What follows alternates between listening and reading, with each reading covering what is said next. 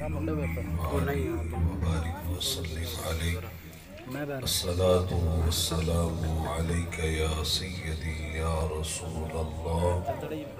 وعلى آلك وأصحابك يا سيدي يا حبيب الله الصلاة والسلام عليك يا جد الحسن والحسين وعلى آلك وأصحابك يا خاتم النبيين. حمد و صلاة کے بعد نہایت ہی قابل صد احترام علماء کرام، سناخان مصطفیٰ، قابل صد احترام بزرگوں، بھائیوں، دوستوں، عزیزوں، بالخصوص ادارہ اعضاء کے پرنسپل محترم جناب علامہ حافظ محمد عدیل صاحب، تمام حاضرین و سامعین، السلام علیکم ورحمۃ اللہ وبرکاتہ۔ اللہ رب العزت کا شکر، اس کا فضل، اس کی مہربانی کہ اس مالک کائنات کی توفیق سے، اس کی مہربانی سے میں اور آپ سب اس وقت اس ادارے میں حاضر ہیں اور اللہ کے رسول صلی اللہ علیہ وآلہ وسلم کے ذکر پاک کو سن اور سنا رہے ہیں۔ میرا کریم مالک ہم سب کی اس کاوش کو اپنی بارگاہ میں قبول و منظور فرمائے اور علامہ صاحب کا یہ اہتمام اور دین کے ساتھ یہ محبت، یہ محنت، یہ لگن اللہ پاک اپنی بارگاہ میں قبول و منظور فرمائے اور انہیں مزید برکتیں عطا فرمائے، صحت والی زندگی عطا فرمائے۔ اللہ پاک اس ادارے کو بے شمار برکتیں عطا فرمائے اور رسول اللہ صلی اللہ علیہ وآلہ وسلم کی امت اس ادارے سے فیضیاب ہونے کی اللہ پاک سب کو توفیق عطا فرمائے۔ بڑی خوشی ہوئی یہاں آ کر، ماحول دیکھ کر اور گفتگو سماعت کر کے، ادارے کے حوالے سے بھی اور آپ سب کی محبتیں، آپ احباب کی چاہتیں، آپ احباب کی یہ محنت دین کے ساتھ، اللہ پاک کی بارگاہ میں دعا ہے کہ مالک جب تک یہ سانسیں باقی ہیں میرا کریم مالک اسی صراط مستقیم والے راستے پہ ہمیں رکھے۔ بندہ عاجز کو یاد کیا گیا تو حاضر ہو گیا۔ مسلسل صبح شام رات دن محفلوں کا سلسلہ جاری و ساری ہے، جس کی وجہ سے طبیعت بھی خراب، گلا خراب، لیکن جو مقصود ہے وہ اللہ کے محبوب کی تعریف ہے، اللہ کے محبوب کی محبت ہے۔ اللہ کے محبوب کی غلامی کے شرف نصیب ہو جائے تو پھر باقی پیچھے رہتا کچھ نہیں۔ محمد کی غلامی دین حق کی شرط اول ہے، اسی میں ہو اگر ذرا بھر بھی خامی تو سب کچھ نامکمل ہے۔ ہم کیونکہ ایک ادارے کے اندر بیٹھے ہیں اور زیادہ تعداد میں بچے بھی ہیں، نوجوان ساتھی بھی ہیں، تو میں ذہن کے اندر سوچ رہا تھا کہ کون سا میسج دیا جائے۔ علماء کرام تو ہمارے سروں کے تاج ہیں، بزرگ ویسے ہی ہمارے لیے قابل احترام ہیں، تو بندہ عاجز بالخصوص ان پڑھنے والے بچوں کے لیے اور نوجوان ساتھیوں کے لیے جو پیغام اور جو فکر دینا چاہتا ہے وہ مختصر سے وقت کے اندر آپ کے کانوں کی سماعت کر کے تو پھر ہم سلام اور دعا کی طرف بڑھ جائیں گے۔ قرآن مجید فرقان حمید سے ہی ہمیں جس نبی کا ہم نے کلمہ پڑھا اور یہ دین ہمیں نصیب ہوا، اس نبی کی شان، اس نبی کی تعریف، اس نبی کی عظمت، ایک ایک بات ہمیں اللہ کا یہ قرآن ہی بتاتا ہے۔ یعنی رسول رحمت صلی اللہ علیہ وآلہ وسلم کی شان جاننے کے لیے، آپ کا مقام جاننے کے لیے، آپ کی ناموس و رسالت کی بات کرنے کے لیے ہمیں کسی غیر کا سہارا تلاش نہیں کرنا پڑتا، بلکہ جس وحدہ لا شریک نے میرے اور آپ کے نبی کو نبوت اور رسالت عطا فرما کر بھیجا ہے، انہیں جو قرآن پاک کی صورت میں کتاب لا ریب عطا فرمائی ہے، اسی کے اندر اپنے محبوب کی ساری شانیں بھی بیان فرمائی ہیں۔ حضور کی شان ایک مقام پہ نہیں، دو پہ نہیں، بلکہ ہر پارے کے اندر، ہر رکوع کے اندر، ہر صفحے میں، ہر جگہ پہ اللہ کے محبوب صلی اللہ علیہ وآلہ وسلم کی ہی تو شانیں ہیں، آپ کی ہی عظمتوں کا بیان ہے،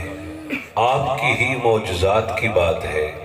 آپ کے ہی اوصاف کی بات ہے، آپ کی رحمت کی بات ہے، آپ کی ناموس و رسالت کی بات ہے، آپ کی تعظیم، آپ کا ادب، یہ ساری چیزیں جو ہیں ہمیں اللہ کا قرآن اللہ کے محبوب کے بارے میں بتاتا ہے۔ جنہوں نے قرآن رسول اللہ کی غلامی کا پٹا گلے میں رکھ کے پڑھا،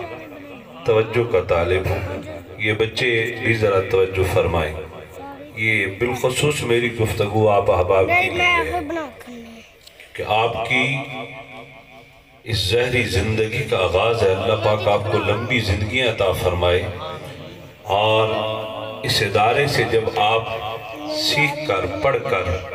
عملی زندگی میں جائیں تو اللہ پاک آپ کو وہ توفیق بخشے کہ آپ اس امت کے لیے کام کر سکیں، روشنی بن سکیں اور صراط مستقیم والا راستہ دکھا سکیں۔ میں آپ کو تھوڑا سا پیچھے لے کے جانا چاہتا ہوں کہ مدینہ المنورہ ہے، جب میرے اور آپ کے نبی صلی اللہ علیہ وآلہ وسلم ہجرت فرما کر مدینہ المنورہ میں آ جاتے ہیں تو مسجد نبی شریف کے اندر آج بھی ایک جگہ ہے جسے اصحاب صفہ کا چبوترا کہا جاتا ہے۔ وہ جگہ کیسی ہے؟ کیا کیا جاتا تھا وہاں پہ؟ یارو وہی پہلی جگہ ہے جہاں میرے اور آپ کے نبی صلی اللہ علیہ وآلہ وسلم اسی طرح صحابہ کو بٹھا کر قرآن سکھایا کرتے، اسی طرح بٹھا کر انہیں دین جو اللہ کے محبوب دین لے کر آئے وہ دین سکھایا کرتے تھے۔ وہاں نماز کی بات بھی ہوتی تھی، طہارت کی بات بھی ہوتی تھی، زہد و تقوی کی بات بھی ہوتی تھی، اور آپ تصورات کی دنیا میں جا کر ان لمحوں کو پائیں اور سوچیں کہ جب اللہ کے محبوب خود قرآن پڑھاتے ہوں گے تو منظر کیسا ہوگا، وہ کیفیت کیسی ہوتی ہوگی، وہ نظارے کیسے ہوتے ہوں گے جب اس قرآن کو سیکھنے والے صدیق اکبر جیسی ہستی بیٹھی ہوئی ہوگی، صاحب قرآن سے سیکھنے کے لیے فاروق اعظم رضی اللہ تعالیٰ عنہ جیسی ہستی بیٹھی ہوئی ہوگی، صاحب قرآن سے قرآن سیکھنے کے لیے عثمان غنی ذوالنورین رضی اللہ تعالیٰ عنہ جیسی ہستی رسول خدا کی بارگاہ میں بیٹھی ہوئی ہوگی۔ اسی قرآن کو سیکھنے کے لیے اللہ کے محبوب کی بارگاہ میں جب تاجدار حل عطا امام الاولیاء کرم اللہ وجہ کریم جیسی ہستی بیٹھ کر قرآن سیکھتی ہوگی تو پھر دوستو وہ نظارے کیسے ہوتے ہوں گے کہ خود اللہ کے محبوب جب انہیں یہ قرآن پڑھاتے ہوں گے، اسی قرآن کے اندر یہ آیات آتی ہوں گی وَمَا أَرْسَلْنَاكَ إِلَّا رَحْمَةً لِلْعَالَمِينَ، حضور پھر اس کی تفسیر کیسی بیان فرماتے ہوں گے؟ اسی قرآن کی آیات کو پڑھتے پڑھتے جب رسول رحمت فرماتے ہوں گے یاسین والقرآن الحکیم انک لمن المرسلین علی صراط مستقیم، تو حضور پھر اس پہ جو روشنی ڈالتے ہوں گے تو وہ نظارے کیسے ہوتے ہوں گے؟ حضور اسی قرآن کو پڑھاتے پڑھاتے جب فرماتے ہوں گے ان لبوں کے ساتھ جن لبوں کے بارے میں رب فرماتا ہے وَمَا يَنْتِقُ عَنِ الْهَوَىٰ إِنْ هُوَ إِلَّا وَحْيٌ يُوحَىٰ، وحی یوحا کے لبوں سے جب اللہ کا قرآن صاحب قرآن پڑھتے ہوں گے اور سیکھنے والوں میں بلال حبشی جیسے غلام، صدیق اکبر جیسی ہستیاں، فاروق اعظم جیسی ہستیاں، عثمان غنی جیسی ہستیاں، مولا علی جیسی ہستیاں، ابو ذر غفاری جیسی ہستیاں بیٹھی ہوں گی تو جب رسول رحمت پڑھتے ہوں گے الرحمن علم القرآن خلق الانسان علمہ البیان، تو پھر رسول رحمت اس کی تفسیر جو بیان فرماتے ہوں گے وہ کیفیت کیسی ہوتی ہوگی؟ حضور جب خود اپنے غلاموں کو قرآن سکھاتے ہوں گے نون والقلم وما یسطرون ما انت بنعمت ربک بمجنون، منظر کیسا ہوتا ہوگا جب حضور پڑھتے ہوں گے قل بفضل اللہ وبرحمتہ فبذالک فلیفرحوا، نظارے کیسے ہوتے ہوں گے حضور جب ورفعنا لک ذکرک کی تفسیر بیان کرتے ہوں گے؟ پھر کیفیت کیسی ہوتی ہوگی حضور جب ان اللہ وملائکتہ یصلون علی النبی یا ایہا الذین آمنوا صلوا علیہ وسلموا تسلیما پر گفتگو فرماتے ہوں گے تو پھر نظارے کیسے ہوتے ہوں گے؟ جہاں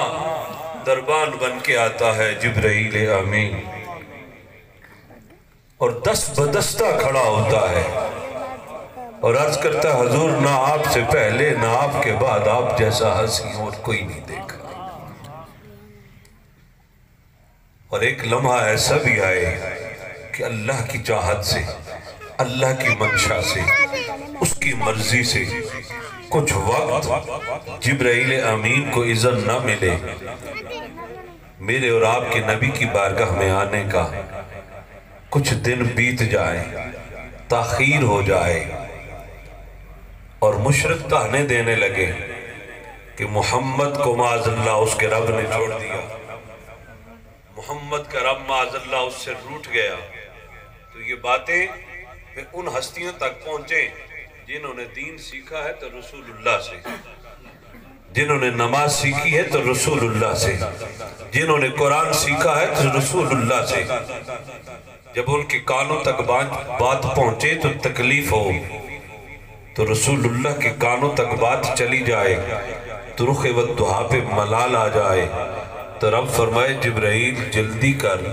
والدہا واللیل اذا سجا ما ودعاک ربک وما قلا وللآخرۃ خیر لک من الاولی ولسوف یعطیک ربک فترضی۔ وہ خالق ہو کر دوستو قسمیں اٹھائے، کبھی اپنے محبوب کے چہرے کی، کبھی اپنے محبوب کی زلفوں کی، اور تسلیاں دے کہ آپ کے رب نے آپ کو نہیں چھوڑا، نہ آپ کا رب آپ سے روٹھا، بلکہ آپ کی تو ہر آنے والی گھڑی پہلے سے بہتر ہے، اور آپ کو تو مالک اتنا عطا فرمائے گا کہ آپ راضی ہو جائیں گے۔ ساری کائنات مصطفیٰ کریم صلی اللہ علیہ وآلہ وسلم کو راضی کرنا چاہتی ہے، اور خود خالق بھی اپنے محبوب کی رضا چاہتا ہے، اور جن ہستیوں نے دوستو یہ قرآن یہ دین خود نبی رحمت سے سیکھا ہے، وہ ہستیاں پھر کوئی ابو بکر آئے تو صدیق اکبر بنے۔ اور عشق ایسا، محبت ایسی کہ رسول رحمت کی غلامی میں، رسول رحمت کے عشق میں، رسول رحمت کی اطاعت اور اتباع میں مکہ المکرمہ بھی چھوڑا، اپنی تجارت بھی چھوڑی۔ جو آپ نے بات سیکھنی ہے، اس قرآن کو سیکھ کر، اس قرآن کو پڑھ کر، اس قرآن کو سمجھ کر اس کا جو خلاصہ اور نچوڑ نکلتا ہے وہ یہ ہے کہ جو رسول اللہ کی غلامی میں رہ کر اس قرآن کو پڑھتا ہے وہ کبھی گستاخ پیدا نہیں ہوتا، وہ کبھی رسول اللہ کا گستاخ نہیں بنتا۔ جو رسول اللہ کی محبت، رسول اللہ کا عشق، رسول اللہ کی غلامی میں رہ کر اس قرآن کو پڑھتا ہے وہ تو اپنا تن من دھن سب کچھ رسول رحمت پہ قربان کرتا ہے۔ اور یہ مثالیں ہمیں رسول اللہ کے غلاموں کی سیرت سے ملتی ہیں۔ ہمیں صحابہ نے یہی سبق دیا ہے، ہمیں رسول اللہ کی اہل بیت پاک سے یہی فکر ملتی ہے، ہمیں رسول اللہ کی ازواج مطہرات سے، اس امت محمدیہ کو یہی نچوڑ ملتا ہے۔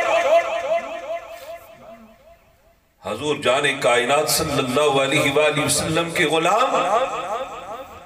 حضرت ابو بکر صدیق رضی اللہ تعالیٰ عنہ بہت بڑے تاجر تھے، کپڑے کی تجارت تھی آپ کی، لیکن جب رسول اللہ کی غلامی میں آئے مال بھی قربان کیا، جان بھی واری، گھر بھی۔ اور وہ ابتدائی دور یاد کرو جب حضور نبی کریم صلی اللہ علیہ وآلہ وسلم نے اعلان نبوت فرمایا،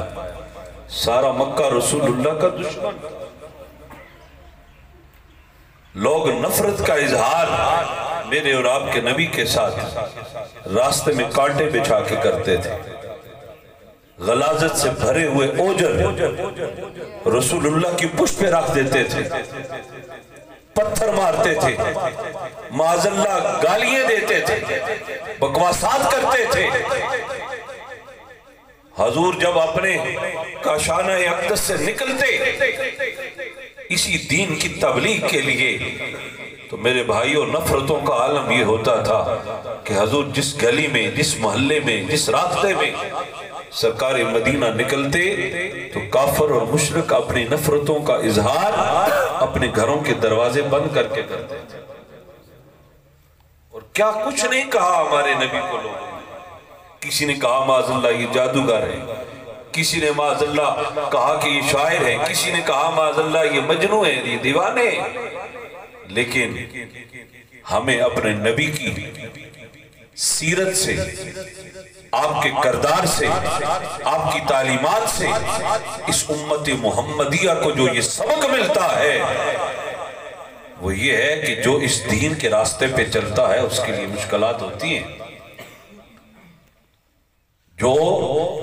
اپنے نبی کی دین کی اشاعت کے لیے کام کرتا ہے اس کے راستے میں کانٹے بچھائے جاتے ہیں، ظالم لوگ اسے تکلیفیں دینے کی کوشش کرتے ہیں، اس کے راستے روکنے کی کوشش کی جاتی ہے۔ حضور فرماتے ہیں انبیاء کی لسٹ میں جتنا مجھے ستایا گیا ہے کسی اور نبی کو اتنا نہیں ستایا گیا، لیکن ہم نے اپنے نبی کی سیرت سے لوگوں کو کیا سیکھا؟ وہ یہ سیکھا کہ اگر لوگوں نے پتھر بھی مارے تو حضور نے ہاتھ اٹھا کر دعا ہی دی،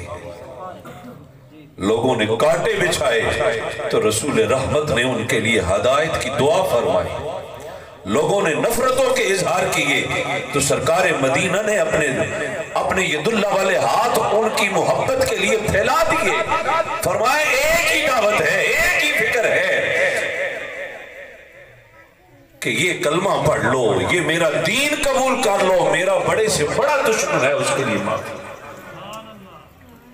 آئیے آج ضرورت اسی چیز کی، ایک تو اس دین کو اپناؤ، رسول اللہ کی تعلیمات پہ عمل پیرا ہونے کی کوشش کرو، اپنے نبی کی سنتوں کو اپنانے کی کوشش کرو اور یہ دین سیکھو. اور یہ جو قرآن محمد عربی صلی اللہ علیہ وآلہ وسلم کے لیے نصاب ہے. دیکھیں نا ہمارا کوئی بچہ یا بچی 6 میں یا 7 میں جا کے داخلہ لے لیتا ہے, کلاس میں بیٹھ گیا اور اس کلاس کا جو نصاب ہے وہ لیتا ہی نہیں, پڑھتا ہی نہیں, تیاری ہی نہیں کرتا, تو پھر جب امتحان آئے گا تو کیا کرے گا؟ پیپر کیسے دے گا دوستو؟ ہم نے کلاس تو لے لی, ہمارے والدین آباء و اجداد مسلمان تھے, مسلمانوں کے گھر ہم پیدا ہوئے, ہم دین اسلام میں داخل ہو گئے, لیکن نصاب کو پڑھنے کے لیے تیار نہیں, نصاب کو سمجھنے کے لیے تیار نہیں, قرآن پاک کو سیکھنے کے لیے تیار نہیں. اور میرے اور آپ کے نبی فرماتے ہیں کہ بہترین انسان خیرکم من تعلم القرآن وعلمہ, بہترین انسان تم میں وہ ہے جو قرآن سیکھتا ہے اور قرآن سکھاتا. اور آپ سوچیں کہ جب بندہ ہے مومن رسول اللہ کا امتی قرآن سیکھے گا تو وہ کبھی نبی کا گستاخ ہوگا؟ وہ کبھی نبی کا گستاخ نہیں ہو سکتا. اور جو قرآن سیکھے گا وہ کبھی بے نماز ہوگا؟ وہ کبھی بے نماز نہیں ہوگا, وہ نمازی ہوگا, وہ قرآن پڑھنے والا ہوگا. اور جو قرآن سیکھنے اور سکھانے والا ہوگا میرے بھائیوں وہ کبھی اپنے والدین کا نافرمان نہیں ہوگا, کیونکہ وہ دین کے نصاب کو سمجھ رہا ہے, وہ دین کے نظام کو فالو کر رہا ہے. اور جو قرآن سیکھے گا وہ کبھی اپنی بیوی پہ ظلم نہیں کرے گا, کیونکہ اس نے وہ دین سیکھا, وہ نصاب پڑھا کہ جس نصاب کے اندر رسول رحمت نے ہر رشتہ محبت کا حق ادا کرنے کا طریقہ بیان کیا. جو قرآن کو سیکھے گا وہ کبھی اپنے بڑے بھائی کے ساتھ بدتمیزی نہیں کرے گا, کبھی چھوٹے کا حق نہیں چھینے گا. جو قرآن سیکھے گا وہ کبھی بیٹی کے ساتھ زیادتی نہیں ہونے دے گا, کبھی بہن کے ساتھ زیادتی نہیں ہونے دے گا. اس کا ہمسایہ بھی اس کے شر سے محفوظ ہے, اس کا مسلمان بھائی اس کے ساتھ وہ مہربان رہے گا, کبھی اس کے ہاتھوں اس کی عزت پامال نہیں ہوگی. یہ آج معاشرے کے اندر جتنا گند ہے, جتنی غلاظتیں ہیں, جتنی برائیاں ہیں, میرے بھائیوں اس کی جو مین وجہ ہے وہ یہی ہے کہ جو ہمارا نصاب ہے, جو ہمارا نصاب ہے اس کو ہم نے سمجھا نہیں, اس کو ہم سیکھنے کے لیے تیار نہیں. دنیا کے دنیاوی ہر کام کے لیے ہمارے پاس وقت ہے, نہیں وقت تو قرآن شریف پڑھنے کا وقت نہیں, قرآن کو سیکھنے کا وقت نہیں. اور اللہ کا قرآن کہتا ہے کہ جب یہ اللہ کی آیات مقدسہ اللہ والوں کے سامنے یعنی رسول اللہ کی امت کے سامنے پڑھی جاتی ہے